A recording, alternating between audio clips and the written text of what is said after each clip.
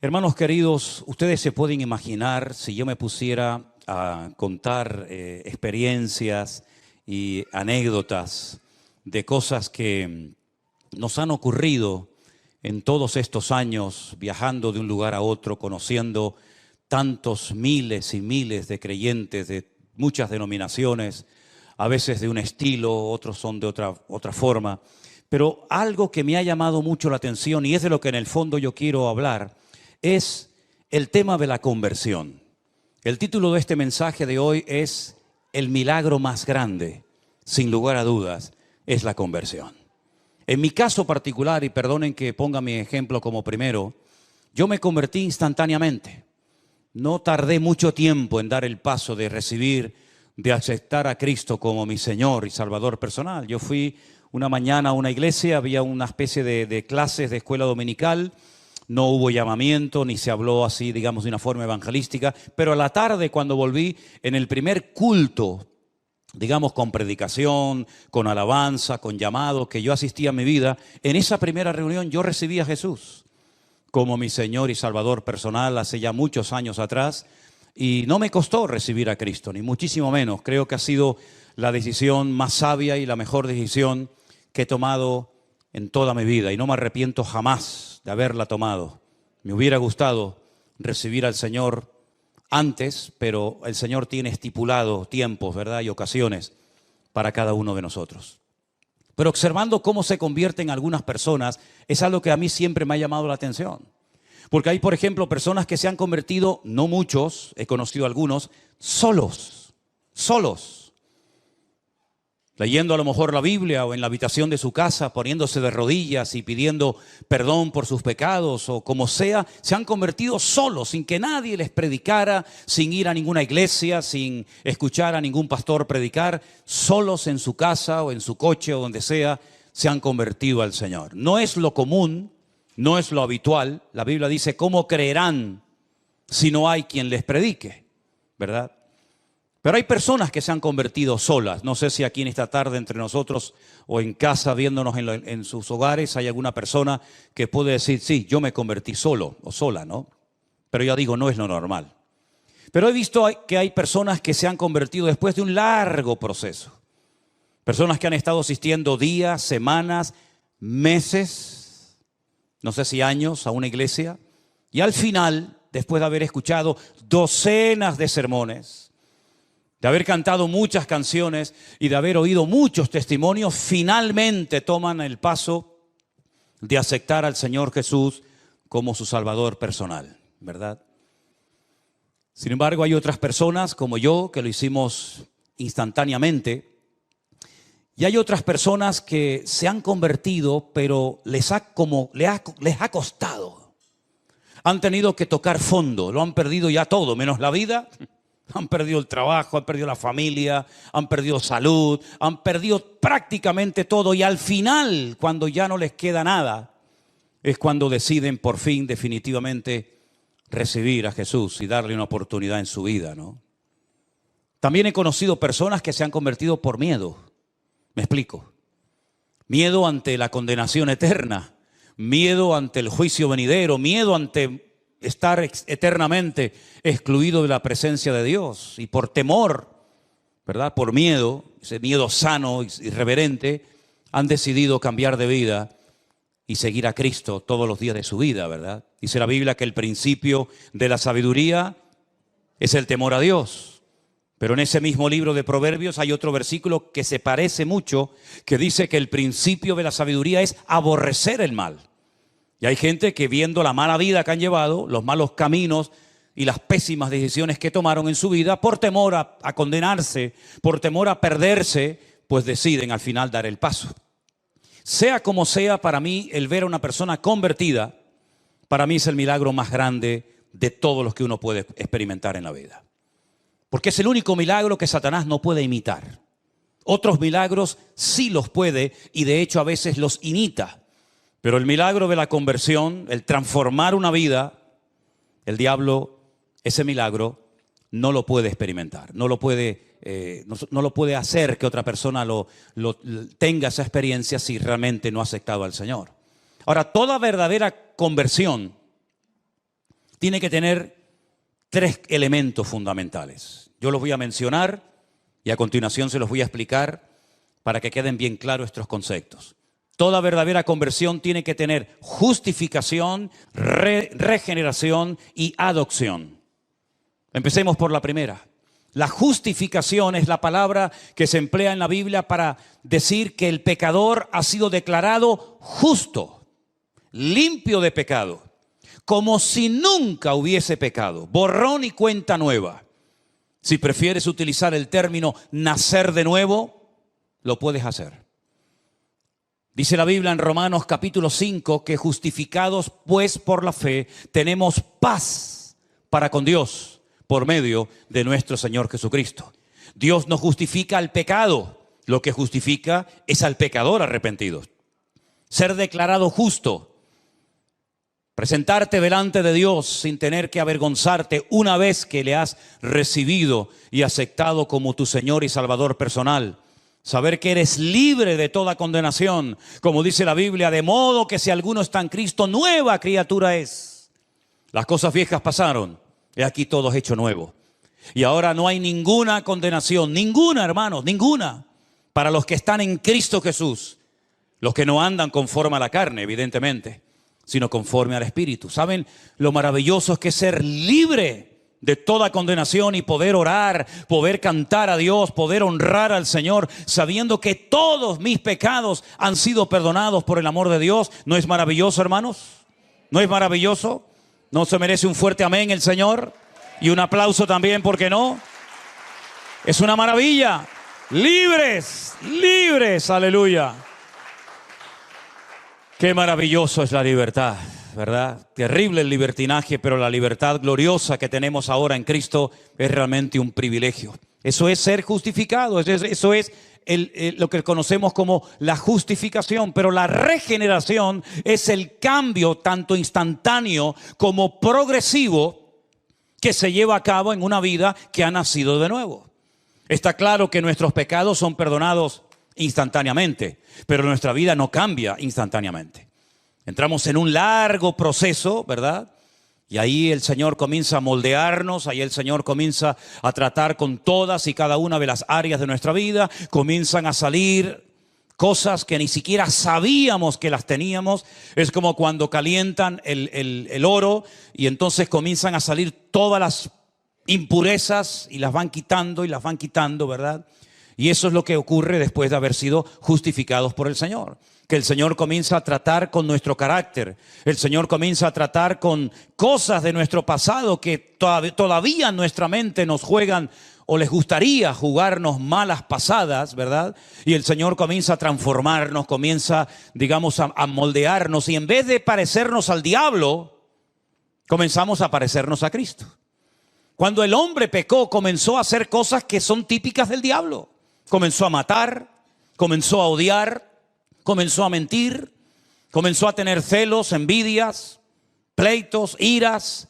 Esas son las características de una persona que está bajo la cobertura del diablo. El hombre comenzó a parecerse al diablo después de pecar y desconectarse de su Dios.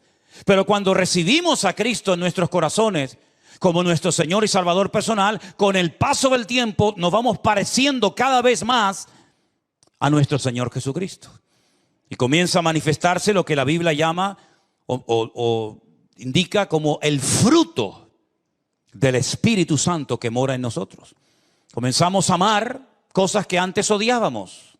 Comenzamos a ver a personas que antes tal vez no íbamos a tener jamás ningún tipo de contacto, de relación con ella. Comenzamos a darnos cuenta de que pues también necesitan de paciencia y de amor y de atención y tantas cosas. Y comenzamos a darnos cuenta de que ahora tenemos paciencia en cosas que antes nos sacaban de quicio y éramos incapaces de soportarlas. Y es que cada vez esa regeneración, esa transformación progresiva en nuestra vida nos va moldeando y podemos mirar atrás y decir, oye, sé que todavía me falta mucho, sé que todavía, como dice el texto, no he llegado a la meta, ¿verdad? Pero sigo corriendo para ver si logro asir aquello para lo cual un día el Señor me alcanzó a mí. Amén, hermanos. Y finalmente, la adopción. Es decir, ahora tengo una familia. Ahora estoy bajo una cobertura que es la familia de Dios. Y hemos conocido esta tarde a 2 miembros de nuestra familia, ¿verdad? Que viven en otro lugar. Pero podríamos recorrer el mundo entero y darnos cuenta de que tenemos hermanos y hermanas en la fe prácticamente en todas las partes del mundo. Porque hemos sido adoptados en una familia universal donde caben todos. Y donde todos tenemos que aprender a relacionarnos y amarnos y a perdonarnos y a trabajar juntos, etcétera, etcétera. Así que una verdadera conversión nos lleva a la justificación, a la regeneración y a formar parte de la familia de Dios por adopción, no por nacimiento. Ahora, el primer texto que quiero leer en esta tarde que habla acerca de la conversión se encuentra en Hechos capítulo 3, el verso 19. Pedro y Juan acaban de orar por un paralítico que ha sido milagrosamente sanado, y ellos aprovechan la oportunidad para dar testimonio de su Dios, para evangelizar a las personas que allí están viendo aquel milagro. Y él dice, ya digo, en el capítulo 3, verso 19, arrepentíos y convertíos. Las dos palabras. Tú te puedes arrepentir de algo que has hecho, pero eso no significa de que te hayas convertido. Tú te puedes arrepentir de haber robado, de haber mentido o de haber hecho algo malo, pero eso no significa que has cambiado. Te has arrepentido, pero no te has convertido. Pero Pedro dice, arrepiéntanse y conviértanse para que sean borrados vuestros pecados y para que vengan de la presencia del Señor tiempos de refrigerio. Epistrefo. Esa palabra rara, esa palabra griega es la palabra que se traduce en el Nuevo Testamento como la palabra convertidos o conversión. Epistrefo, que significa dar la vuelta, dar marcha atrás, cambiar de dirección, ir en una dirección contraria a la que iba. Lógicamente, una verdadera conversión se produce cuando hay un verdadero y genuino arrepentimiento por nuestra parte. No un remordimiento de conciencia, no un dolor por haber perdido cosas que las tenía, pero que por mi mala cabeza o mis malas decisiones las he perdido, sino que hay un arrepentimiento genuino de no volver, de no querer volver a cometer el mismo pecado que durante tiempo me conquistó y me dominó. Cuando hay un verdadero arrepentimiento, se puede decir que hay una verdadera conversión y un genuino deseo de cambiar. Y un genuino deseo de honrar y de servir al Señor, que tal vez antes no creíamos en Él, pero que ahora nos hemos dado cuenta de que lo amamos y lo conocemos. Y de alguna manera queremos esforzarnos por servirle y por honrarle todos los días de nuestra vida. Ahora, no tenemos que confundir el venir a la iglesia con convertido. Porque hay gente que puede venir a la iglesia toda su vida. De hecho, hay gente que ha nacido, por así decirlo, en el seno de una iglesia. A lo mejor desde el vientre de su madre, ya su madre lo traía a los cultos. Y cuando este niño, esta niña nació, comenzó a ir a la escuela dominical y comenzó a asistir a algún campamento y comenzó a ir a algún retiro. Pero eso no significa de que sea convertido. ¿Y cuántas veces nos confundimos pensando, creyendo que esta persona, porque lleva toda la vida en la iglesia, ya es un convertido? Y de convertido, nada. Puede ser un simpatizante, una persona que tiene su círculo de amistades dentro de la iglesia, porque como su vida ha girado siempre en torno a la iglesia, no tiene contactos, no tiene amigos fuera, y parece que es un cristiano, parece que es un convertido, pero no lo es. Es una persona que se ha criado en un ambiente cristiano, pero no es cristiano. Muchas veces cuando voy navegando en esos largos viajes que me pego en barco, pues hermano, yo voy navegando por el mar, pero el mar, gracias a Dios, no entra donde yo estoy. Estoy rodeado de agua, pero yo voy en el barco y el barco, gracias al Señor, está por encima del agua. Imagínense ustedes, ¿no? Así que tú puedes estar rodeado de cristianos, en un ambiente cristiano, en un retiro, en un campamento, en una convención cristiana, y eso no significa de que tú también seas un hijo de Dios. Porque la salvación es personal e intransferible. Tú no te puedes convertir por tu hijo, ni tu hijo se puede convertir por ti. Claro, evidentemente, si tú te conviertes, tú eres ya una luz para tu familia.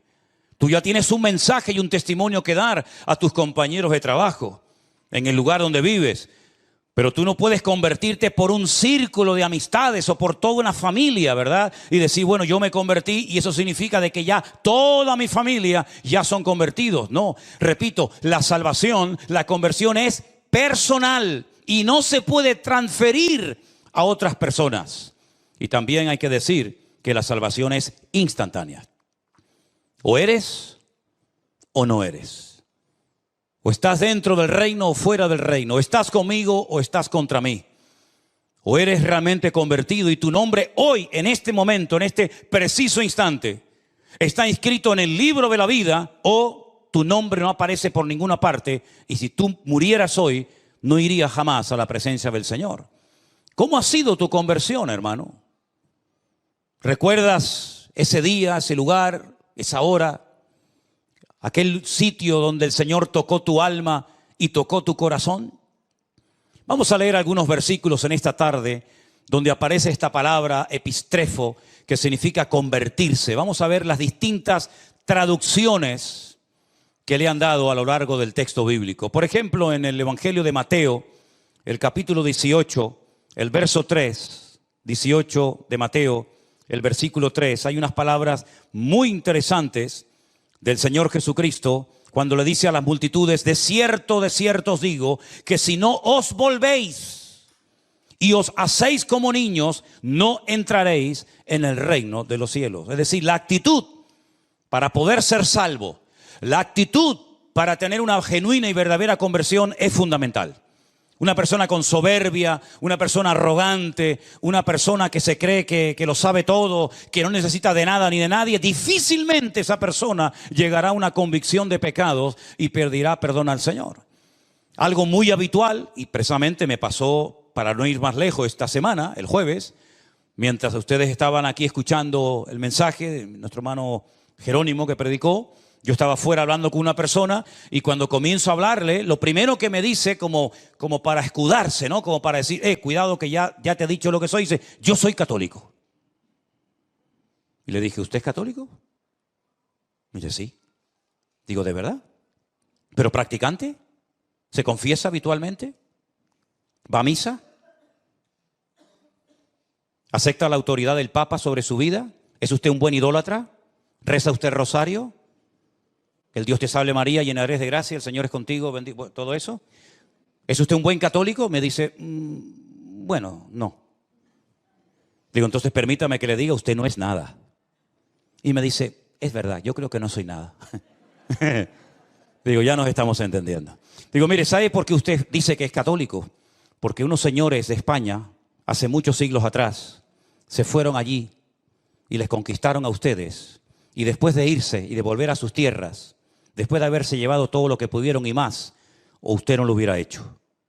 Usted no lo hubiera hecho, ¿verdad? Claro, ya. Dejaron una religión allí, muerta y vacía, que no servía aquí, pero la dejaron allí. Y por eso usted es católico. Pero si en vez de haber ido los españoles hubieran ido, por ejemplo, los musulmanes, usted entonces seguramente hoy estaría rezando de cara a la Meca y estaría con un Corán debajo de su brazo. Usted no eligió la religión lo eligió a usted. Y no fue algo que usted decidió seguir o aceptar, sino fue algo que le impusieron a usted casi desde el vientre de su madre. Es decir, cuando una persona cree que por ser católico o miembro de una iglesia, sea esta o cualquier otra, ya es salvo, convertido, se equivoca rotundamente. Porque la conversión no pasa por una denominación. La conversión no pasa necesariamente por ser miembro de una iglesia, llámese como se llame, sino la conversión es un encuentro. Es una experiencia personal con Cristo. Yo me arrepiento, yo reconozco que soy un pecador. Yo reconozco que me he equivocado. Eso de que no, yo siempre he creído. No dudo de que usted siempre haya creído. Pero déjeme que le recuerde a alguien. El más creyente del mundo, el que nunca ha dudado de la existencia de Dios, el que cree que los 66 libros de la Biblia, desde el Génesis 1:1 hasta la amén de Apocalipsis, es palabra de Dios. El que cree en el Padre, en el Hijo, en el Espíritu Santo, el que cree en el cielo, en el infierno, el que cree en las parábolas, las profecías y las promesas, el que nunca jamás ha dudado de la existencia de Dios, es nada más y nada menos que un caballero llamado Satanás, el diablo. Porque Satanás no es un ateo. Porque la Biblia dice que para ser ateo hay que ser necio. Eso lo dice la Biblia. Y Satanás de necio no tiene nada. Satanás es acabado en hermosura, el sello de la perfección y lleno de sabiduría. Dice la Biblia que Dios así lo creó. Y díganme ustedes si Satanás va a pasar la eternidad en la presencia del Señor junto con su amada iglesia. ¿Usted cree en eso? Pero si es un creyente. Si jamás ha dudado de la existencia de Dios. Es que creer sí es importante, pero no es suficiente. No hay ningún mérito en decir yo creo en Dios. Yo he creído toda mi vida y ¿quiere que ahora le toquemos una música especial y le hagamos una fiesta por haber creído en Dios? No hay ningún mérito en haber creído en Dios. El mérito no está simplemente en creer. El mérito está en confesar que ese Dios en el cual creo, a partir de hoy va a ser mi Señor, mi Salvador, mi cobertura, mi amo, mi dueño y mi todo. Y yo le rindo a Él mi vida y entonces es cuando comienzo a experimentar el gozo de la salvación, porque uno no nace salvo y luego con el paso del tiempo se condena, sino que uno nace condenado y hay un momento puntual en la vida en el que tú te conviertes y experimentas el nuevo nacimiento. Y de nada sirven las teorías. Un hombre principal entre los judíos que se sabía muchos libros de memoria de la Biblia, más que cualquiera de nosotros, le dijo al Señor: Señor, sabemos que has venido como maestro, porque nadie puede hacer las señales que tú haces si no está Dios con él. El Señor se le queda mirando y le dice: mira, Nicodemo, escúchame una cosa. Si tú no naces de nuevo, tú no puedes ni ver ni entrar en el reino de los cielos. Ni ver ni entrar. Me llama mucho la atención esos dos verbos. Porque podía haber dicho: podrás ver el reino, podrás ver la gloria, pero no entrarás en ella. ¿Por qué le dijo ni ver ni entrar? Porque ellos casi reverenciaban al que llaman Moshe Rabenu. Moisés es nuestro maestro. Y se dirigen a él con un respeto tremendo, ¿verdad? Y ellos saben perfectamente que Moisés no entró en la tierra prometida, pero vio la tierra prometida. La vio desde la frontera de lo que llamaríamos hoy en día Jordania. El Señor le dijo: no vas a entrar, te lo he dicho, pero te voy a permitir ver la hermosura de la tierra prometida. Y dice que milagrosamente le permitió ver toda la tierra de Canaán, toda la tierra que fluye leche y miel, pero no entró en ella. Pero en el caso tuyo, Nicodemo, toda la Torá que te sabes de memoria, todos los 613 mandamientos que has aprendido de memoria desde tu más tierna infancia, toda tu circuncisión y todo lo que te sabes de memoria no te va a servir ni siquiera para ver el reino si no naces de nuevo. Así que tienes que nacer de nuevo para poder ver, para poder entrar y para poder disfrutar de ese reino. Y lo dejó planchado porque no entendía nada.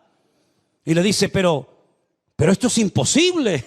Pero lo que me estás proponiendo es que me vuelva otra vez a meter en el vientre de mi madre y nacer de nuevo. Yo no puedo hacer eso. No hay nadie que pueda hacer eso. Y el Señor le explica que no es ese tipo de nacimiento, ¿verdad? Sino es el nacimiento espiritual, ese encuentro con Cristo, ¿verdad?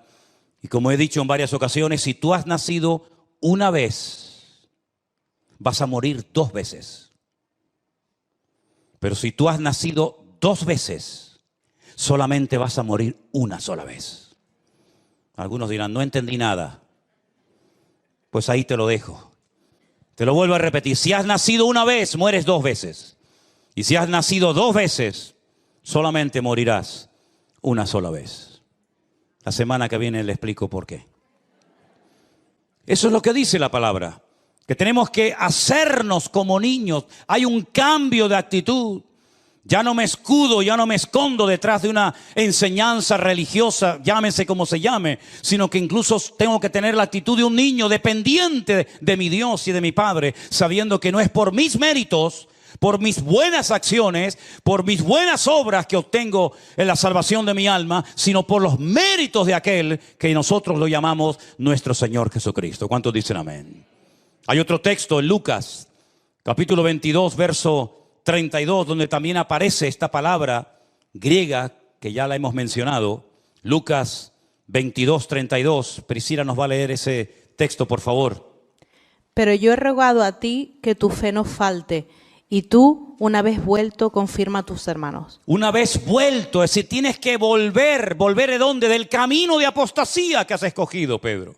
Tú te has desconectado de mí, tú has renegado de mí y de mi nombre. Tú has dicho públicamente, no lo conozco, no sé quién es ese hombre. Tienes que volverte, tienes que ir al epistrefo, tienes que volver atrás y volverte a quién, a Dios, para que Él te vuelva a perdonar, para que Él te vuelva a restaurar y poner en primera línea donde estuviste, pero que saliste porque me negaste públicamente, y todos lo sabemos, ¿verdad? Una vez más, vemos ahí cómo esta palabra se traduce como volver, retroceder. No sigas por ese camino porque vas mal. Hay un proverbio que ustedes saben, muy conocido, que dice, hay caminos que al hombre le parecen derechos, pero su fin son caminos de muerte. Si la hermana que el otro día me mandó un WhatsApp diciendo que puedo tener problemas en la mano del metacarpiano porque cojo mucho el micrófono, no se haga ningún problema, hermana. Estoy perfectamente de los metacarpianos y de todas esas vainas. Hechos capítulo 26. Gracias por su preocupación, hermana, pero cada día estoy mejor. Diga al débil, fuerte soy, y Él renovará nuestras fuerzas como el búfalo, dice la Biblia. Estarán vigorosos y verdes. Algunos están verdes, ¿eh? Algunos.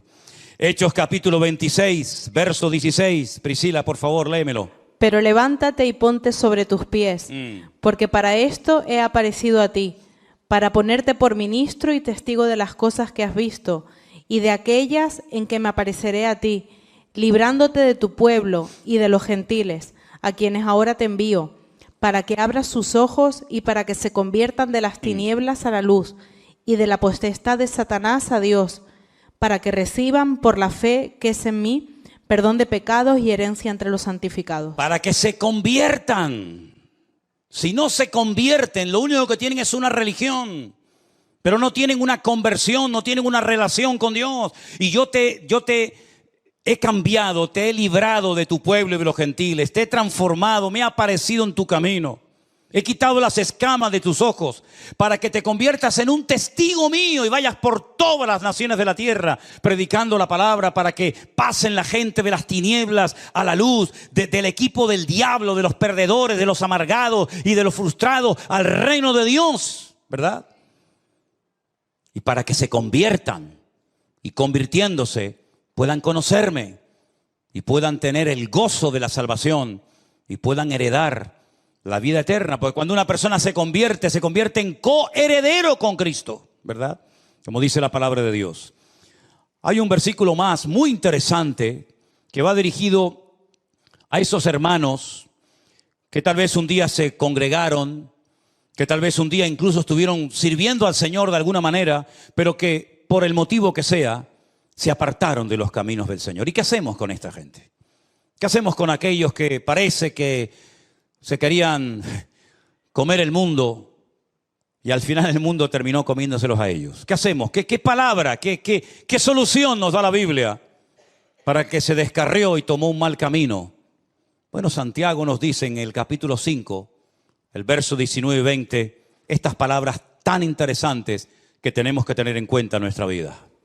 Hermanos, si alguno de entre vosotros se ha extraviado de la verdad y alguno le hace volver, sepa que el que le haga volver al pecador del error de su camino, salvará de muerte un alma y cubrirá multitud de pecados. Luego existe la posibilidad de que un hermano tome un camino equivocado. Existe la posibilidad de que un hermano se salga del camino correcto y vuelva atrás, se descarríe, cual hijo pródigo. Y entonces dice la Biblia, si a alguno de entre vosotros le ha pasado eso, si alguno que antes era hermano y cantaba con nosotros y se congregaba con nosotros y servía al Señor junto con nosotros, se ha escarriado de la verdad, sepa que si hay alguien que haga volver al pecador, del error de su camino, le salvará el alma y cubrirá multitud de pecados. Luego hay la posibilidad de descarriarse, de desconectarse del Dios que un día te iluminó, del Dios que un día te perdonó, de ese Dios que ese día te transformó la vida. Pero hay también la posibilidad de poder volver a Él en arrepentimiento, y el Señor te vuelve a perdonar y te vuelve a restaurar, porque Dios no solamente salva, sino que también restaura a las personas que por el motivo que sea se han enfriado y se han descarriado de los caminos del Señor. Vemos en la Biblia muchos llamados al arrepentimiento. No solamente aquellos llamados que hacían los profetas al pueblo de Israel cuando decían: volved, dejad vuestras obras, volved a la senda antigua, dejad la idolatría, dejad la corrupción, la avaricia, la usura, ¿verdad?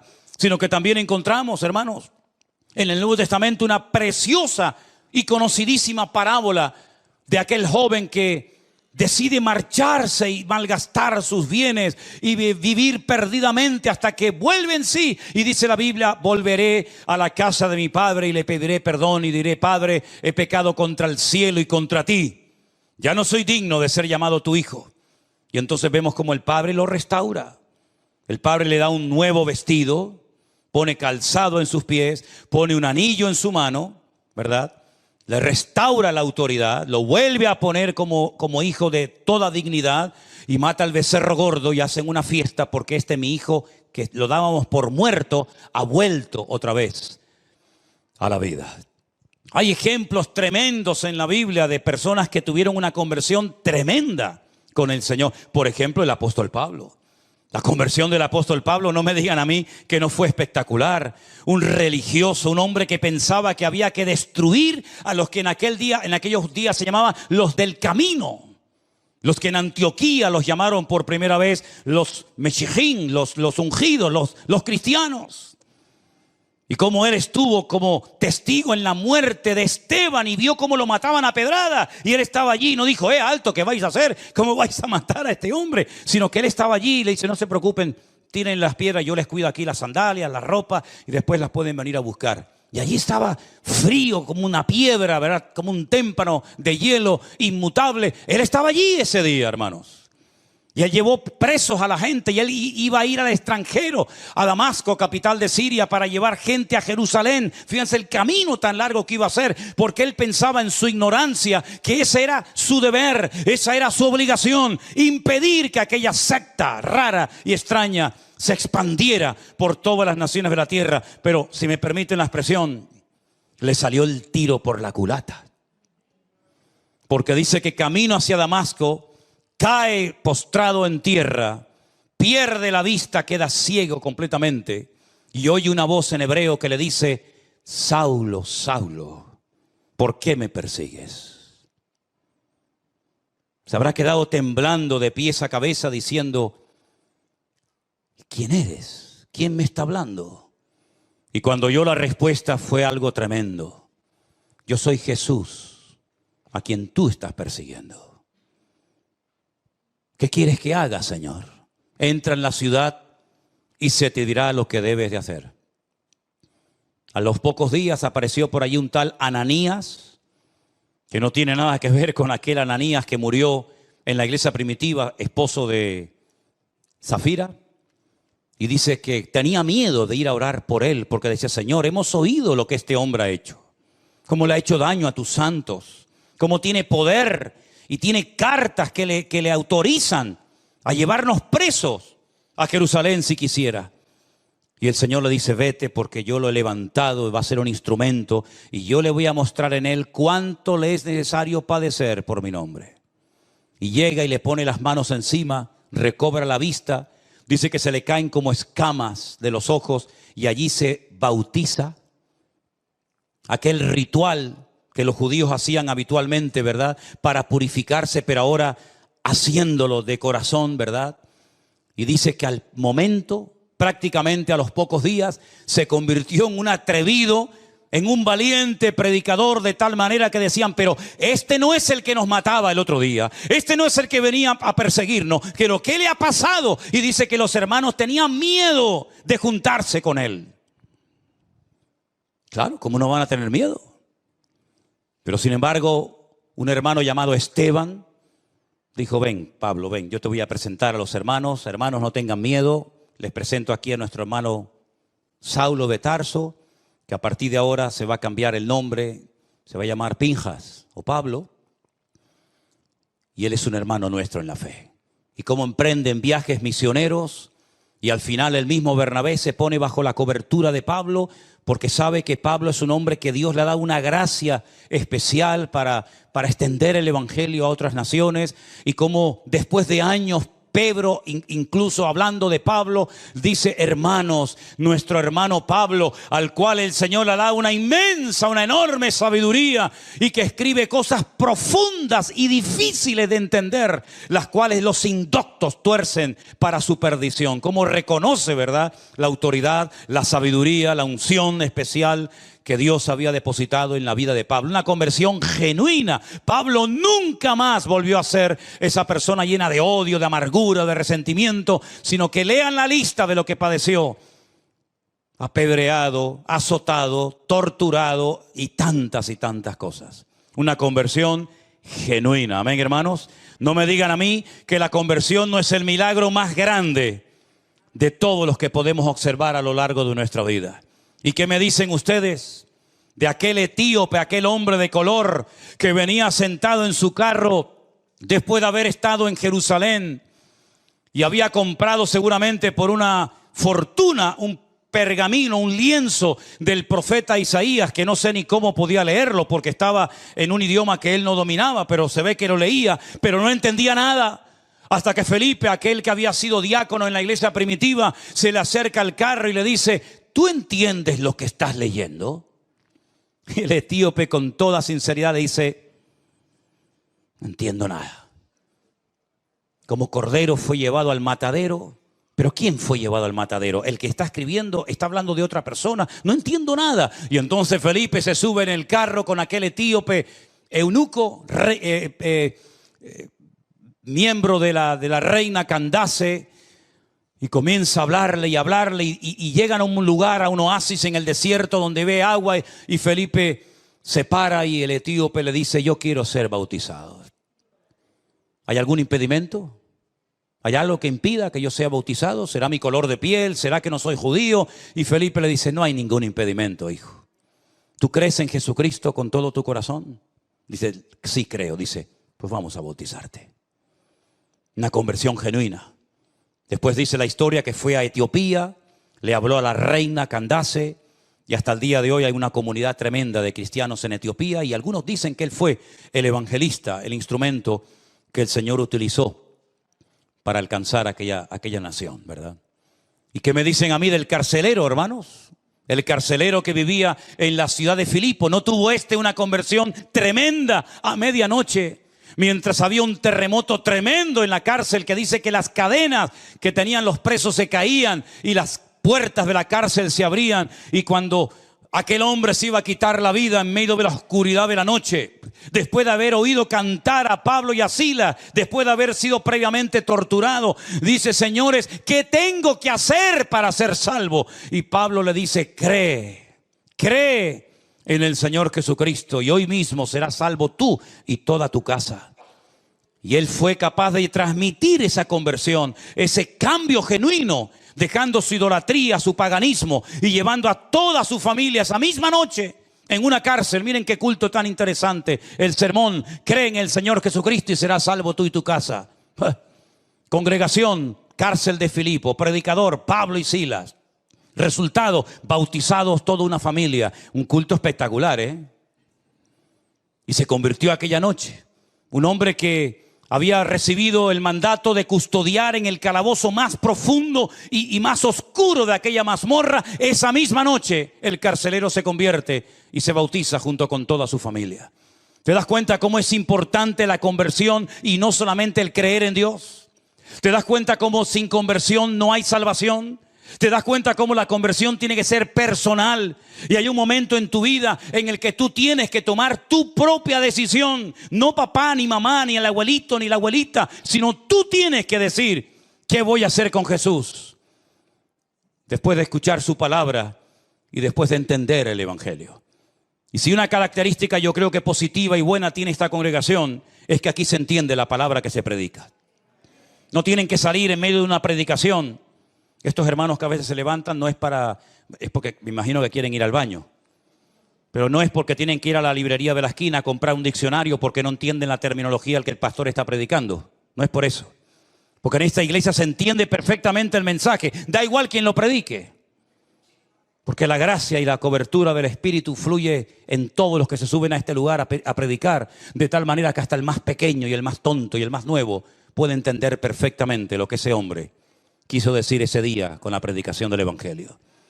Y ahora que ustedes han entendido el Evangelio y que les ha hablado de la conversión y les ha hablado de que hay que arrepentirse y convertirse, y no es cuestión de cambiar de imagen, no es cuestión de cambiar de religión, es cuestión de cambiar de camino, de rumbo. Si en esta tarde entre nosotros hay alguna persona que nunca se ha convertido, ahora es el momento ideal e idóneo para que tú tengas tu propio encuentro y tu experiencia personal con Cristo Jesús. Cierra tus ojos ahí donde estás y piensa en esta tarde, ¿estás tú realmente convertido? ¿Estás tú realmente entregado al Señor Jesús? ¿O simplemente vienes a una iglesia porque te gusta, porque tienes tu círculo de amistades aquí, porque conoces a gente, tienes amigos?